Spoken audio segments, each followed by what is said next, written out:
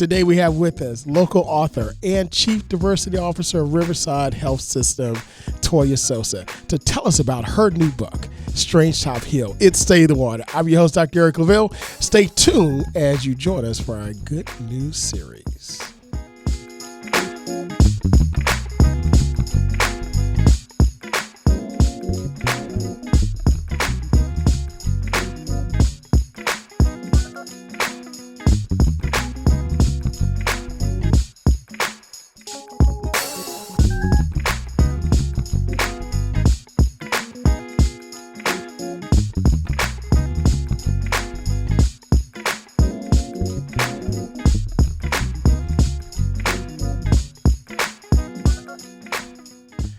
Welcome back. It's Stay in the Water. I'm your host, Dr. Eric Claville. Once again, we want to thank you for joining us here on WNSB Hot 91, the soul of VA. Also, as we broadcast on the campus of the Norfolk State University. Listen, this is the first Sunday of the last month of the year 2022. Wow. Marvin and I, we were just talking about how this thing is going by so fast. The year is going by fast. It's been a year of monumental changes, a year of transition, but also a year of good stuff, right?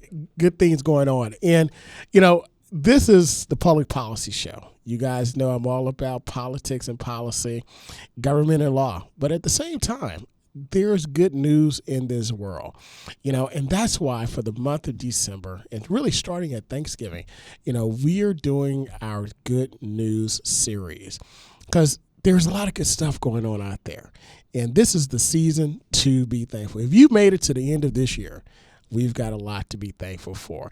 Listen, I'm thankful for you, the listeners, the supporters. I'm thankful for this institution, Norfolk State University, the Norfolk State University, the largest historically black college university in the Commonwealth of Virginia and one of the best, if not the best, in the country. I'm thankful also for our producer here, Marvin Folks, also known as DJ Scandalous, that keeps us right and tight on the radio. You can hear him live every day, Monday through Friday from 2 to 6 p.m. Saturdays, you can catch him at games, and he's DJing all over the city, and also he's the hardest working man in radio because he's here in studio with me live. Marvin, how are you doing today, my friend? I'm doing great, sir. Like you said, the end of the year is here. 2023 is right around the corner, man. I'm excited. Absolutely. So, listen, I want to delve right into what we've got going on. Listen, this entire month, we've got phenomenal people doing phenomenal things, phenomenal great things that are happening in our world, and they're happening in our world, but they're starting right here in the 757 here in Hampton Roads, here in this great region. And a lot of it's starting right here around the university, the great city of Norfolk. And we have with us today one of my very good friends, colleagues, and NSU alum, Chief Diversity Officer for Riverside Health System, who's going to talk to us about her new book. She's a new author, and we're excited to hear her inspiration behind this book. Toiya Sosa, welcome to State of the Water. Thank you so much. It's good to be with both of you. Well, listen, I mentioned earlier that you are an alum of the university. You are a fellow Spartan. Yes, behold the green and gold. Behold the green and gold. There are so many, as I do this show, as I travel, and whatever I do on behalf of the university, even not, I always run into Spartans. And not just any Spartan, but Spartans doing great and phenomenal things like yourself. Tell us a little bit about, the Spartan Nation, your time here, and what it really meant to you. Yes, well, I am a graduate of the Mass Communications and Journalism Department. And while I was on campus, under the leadership of Dr. Grady James, all I know is they had the best communications conferences ever that really connected the students with others, not just others, but also many of them Norfolk State University graduates. And I just remember the networking, with the great people that would come on campus as well as the students. They would bring in top executives and on-air talent from major networks like CNN, ESPN, CBS, ABC, NBC. The list went on. And I began interning and working at Wavy News 10 while I was still in school as just a freshman, second semester freshman. Many of the on-air talent and production crew were graduates of Norfolk State. So it was a community where everyone at the station supported one another, and I had great mentors. So it was a really wonderful experience. You know, and that's the story that I hear of so many people out there that attended this great institution. That's my story, you know, and the people that we have here, the faculty, you know, it really made a difference. And, you know, it just shows us and tells us that you never know the lives that you're going to touch, you know, along your way. Absolutely. So, yes. You know, speaking of lives being touched, you know, I've known you. And we've become very good colleagues over the last almost half decade now, and working together on various programs in your position at Riverside Health System as the Chief Diversity Officer there. But there's something else that, you know, I had no idea, you know, that you had this particular talent. But, you know, you were inspired to write a book about diversity. Yes. Yes. Tell us a little bit about Strange Top Hill. Absolutely. So I'll start by saying I am a mother and a person of faith first and foremost. Beyond, you know, what I do at my company, that is top priority to me. And when I was actually right after I had my daughter 17 years ago, I decided to write this book. My children are multicultural, so I have a son and a daughter who are Afro-Latina. And I wrote this book because I knew that they would see themselves a little differently from others within my family and within the community, and I wanted to give them a good sense of self-worth, even though they might look different from other kids, you know, around them or within their school. So the story that I wrote is really to reach children at a young age. Primarily, it's targeted to children in first through fourth grade. But really, this story can reach anyone. And it's a story about friendship. It's a story about self-worth and confidence. It's a story about valuing others with difference. So 17 years ago, you know, so 17 years and you stuck with it. You know, a lot of times we have dreams that are deferred, right? They're like the huge for, right? You know, and they tend to fester and we have a lot of regret.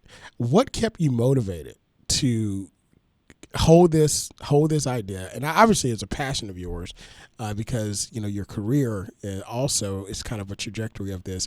But what motivated you to hold that idea, that passion, and say, I've got to do this? Really, my children. My children were the inspiration from it for the book, and they also kept me inspired to tell the story. So initially, I set out just to write a story for my children, right? Just to have something that they could physically see. It was manuscript at that time. I could read it to them, and then when they got older, they could refer back to it.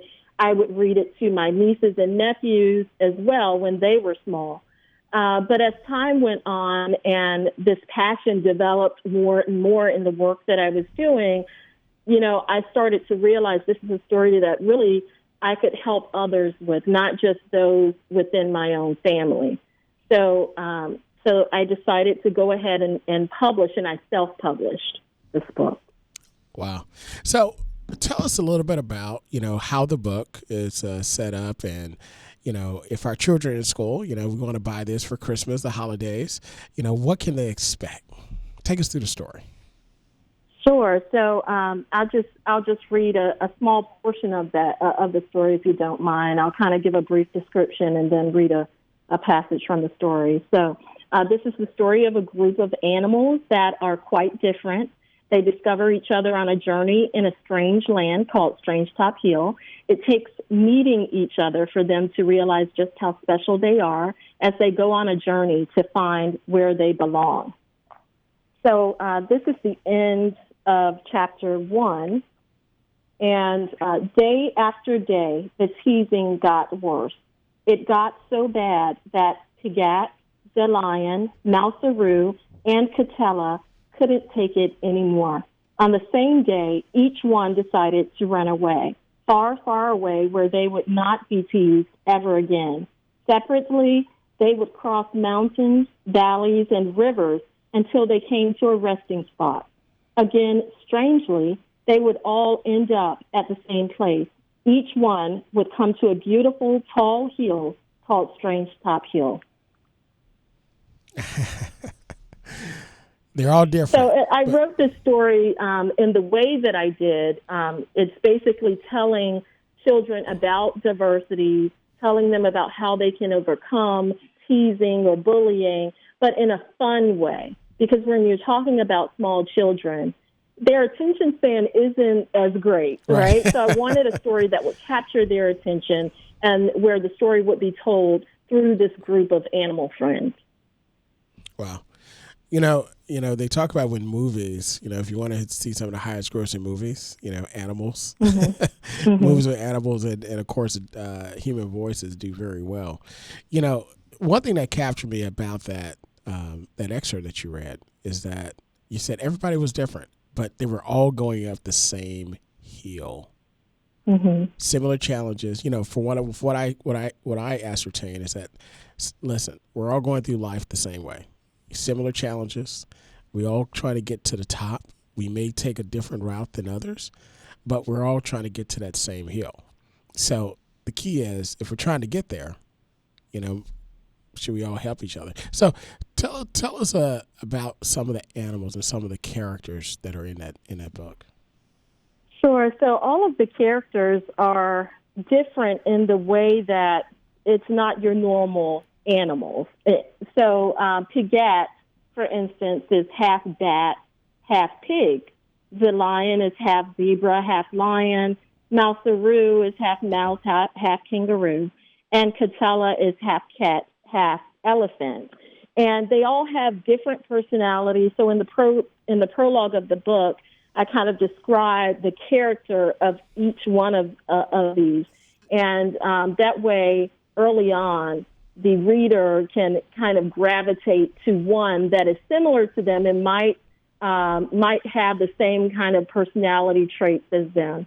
So I did that because I wanted to reach children so that they could identify with one or two or all of the characters and really start to put perspective on the story, whereas it could relate back to their own life and their own challenges. And Dr. Claville, there are a couple of major issues that I want to speak to. I don't want to get too far ahead, though. But one of them is bias that really forms very early on in a child. And the second thing is bullying. And in our day and age, cyberbullying. So those are two topics that I really had in mind when I wrote this book and that I think are important to talk about. It's Stay the Water. I'm your host, Dr. Eric Claville, and this entire month of December, we're going through what we call our Good News series. That's right. A lot of things happening in the world, but it's the end of the year, and if you made it to the end of the year, that's a good thing. And I want to highlight the great things that are happening in our community and the good news that surrounds us all. Today we have with us my good friend and colleague and NSU alum, Toiya Sosa, new author and also Chief Diversity Officer at Riverside Health System, who's written a book about the challenges and the changes of our world as relates to diversity. You mentioned the issues that you wanted to deal with. And I think it's so appropriate that we have a quick conversation about that because, unfortunately, in the midst of the good things that are happening in our world, this area has experienced some tragedy centered around alleged bullying and things of that nature, and persons took a different route in order to solve those issues. Tell us a little bit about how, first of all, why you really want to address bullying and harassment and also cyberbullying. Yeah, so bullying has taken on a different form in today's society with cyberbullying.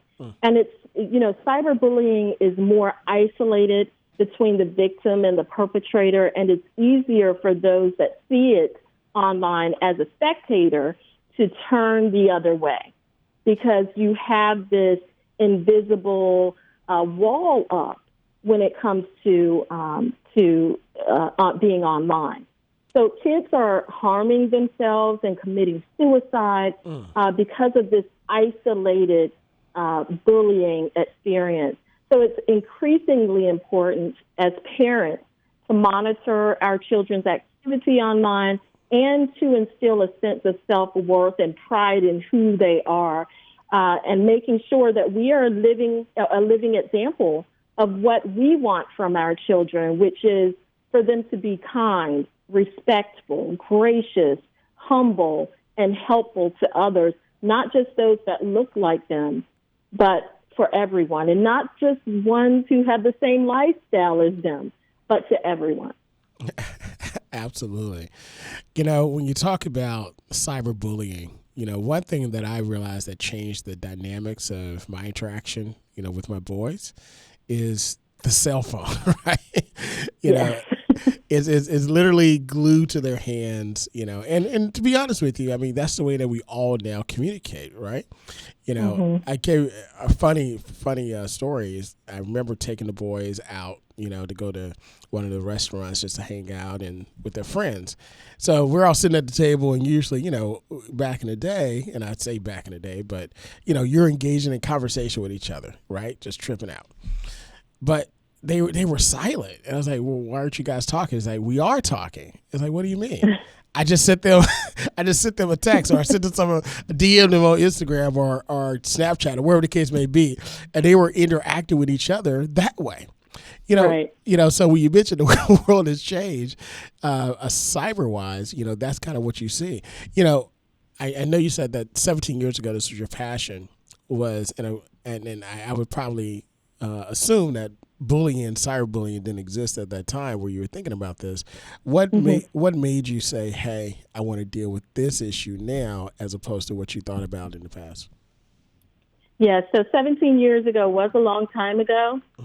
However, this book I held on to, and I made revisions as I went along. Even though it took me 17 years to finally publish, this book went through several drafts. And it also went through several drafts because I was getting feedback from other parents that had children that were biracial or multicultural, from my own children, from my own family. So the book has evolved. It evolved. The transcripts evolved, or manuscripts, I should say, evolved over the years before I published.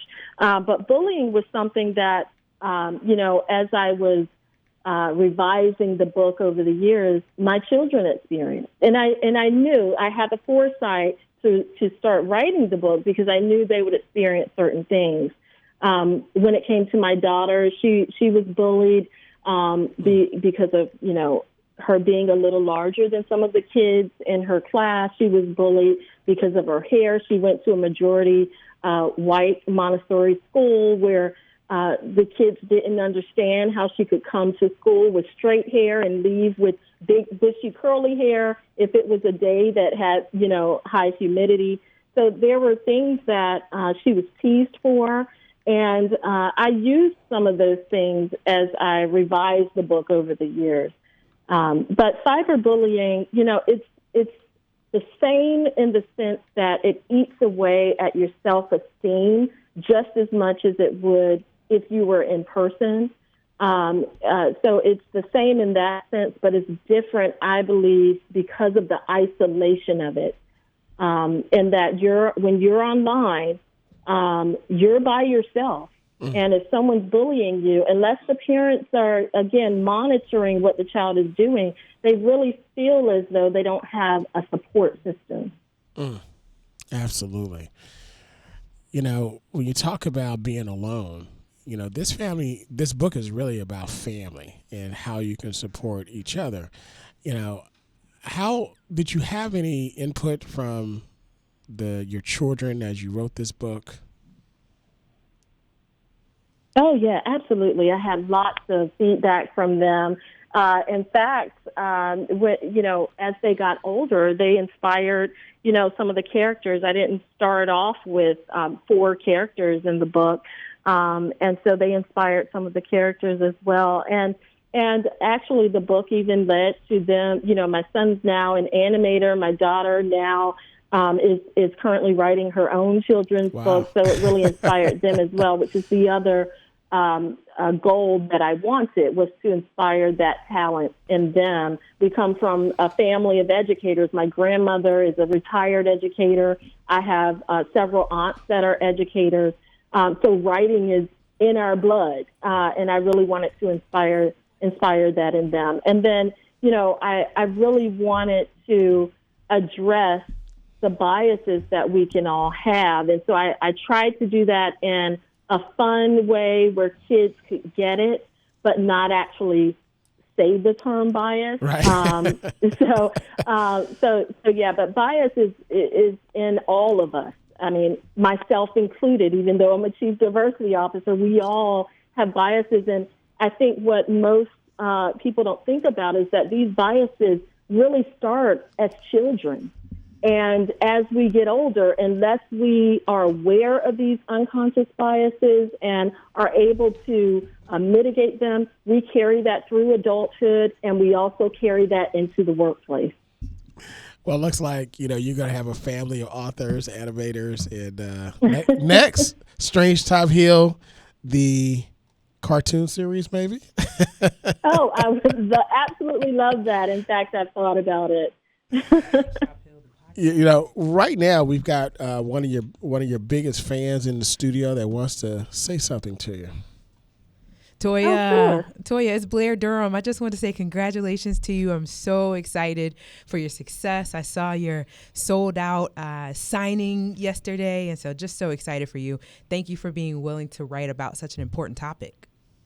Oh, thank you so much, Blair. So good to hear from you, and I appreciate that encouragement. 200%. And thank you for all that you're doing. I take it if you're in the studio that Dr. Claville will be talking to you as well. You're doing some great work in the Black community to build up entrepreneurship. At work on a Sunday. Thank you, though, and thank you so much for your support. Sure. Absolutely. Look, the work never stops. You got fans all around. So. And I'm so appreciative. It really is a community that has embraced new book authors, and I'm so appreciative of that. When you talk about community, you are doing not just, of course, this is a new venture for you, and hopefully not the last. But when we talk about community, you're doing so many phenomenal things in the community in your position as Chief Diversity Officer of Riverside Health System. And let me tell you, since we've become colleagues, in this position that you're in, the strides that Riverside is making, not just in the traditional work, but across the board, a lot of it, you're at the center and the core of it. Can you tell us a little bit about how your position and your interaction as Chief Diversity Officer, where you are, influence your work and really influences like what you do every day and how you see this issue of diversity affecting our children? Yeah, so I actually see it in the opposite way. I see it as, what can we do early on to make sure that our children really see us as examples of kindness, respect, being helpful and humble. How can we be more of a beacon for them? And also, how can we ask them questions in a way that engages them to think about how we treat others and how we embrace difference? Because again, these biases start very, very early on in our lives, and unless we're aware of them, unless we are mitigating that bias, that's what we carry into the workplace. And that's what affects my work in order to try and offer, the training and development for our team members to have an open mind, to embrace cognitive empathy, to think about the people around us and embrace their differences and value their differences and make sure that they have a seat at the table, because when we all have a seat at that table, we make sure that all of the issues that need to be addressed are addressed. So, again, I see it, on the flip side. And I'll just, end with this last note. There is, and I know you're aware of this, Dr. Claville, but for everyone else, there is a test called the doll test. It was a study that was done in the 1940s and again in the 1960s, where children were given the choice of two different dolls, a white doll and a black doll, and were asked to associate those dolls with certain positive and negative attributes, like which doll is prettiest, which doll is the mean doll, which doll causes trouble. And the children were asked to select, which doll. The parents were in a separate room so they could see everything that was going on. But the result was that both black children and white children associated the white doll with positive attributes and the black doll with negative ones. So as parents, we have to really question our children, maybe even perform the same type of test with our children to pull out these biases that they might have, because it not only affects how they treat others, but it also affects how they view themselves in the world. As we navigate the world of changes and challenges, we need family, we need support, and we need encouragement to understand who we are from the moment we enter this world to the moment we leave. Strange Top Hill, author, NSU alum, Chief Diversity Officer, Toiya Sosa, it has been a phenomenal pleasure, my honor, not to just know you, but also to have you on the show and to hear about the great things that you're doing and the changes, the positive changes that you're making in our area. Thank you so much. It has been a pleasure to be on your show. Thank you, Dr. Claville, also for all that you are doing. You're really you're really putting a magnifying glass on some of the issues that we need to be talking about in our community. And I really appreciate your time. Absolutely. Listen, before we go, tell us where we can find Strange Top Hill. Yes, you can find Strange Top Hill online at barnesandnoble.com as well as amazon.com. It's Stay the Water. I'm your host, Dr. Eric Claville. Once again, we've wrapped up another phenomenal show with a phenomenal guest and a phenomenal NSU alum. You can listen to the show on our YouTube channel and catch us every Sunday at 10 a.m. Go out, be great, God bless, and have a phenomenal, great week. We'll see you next Sunday.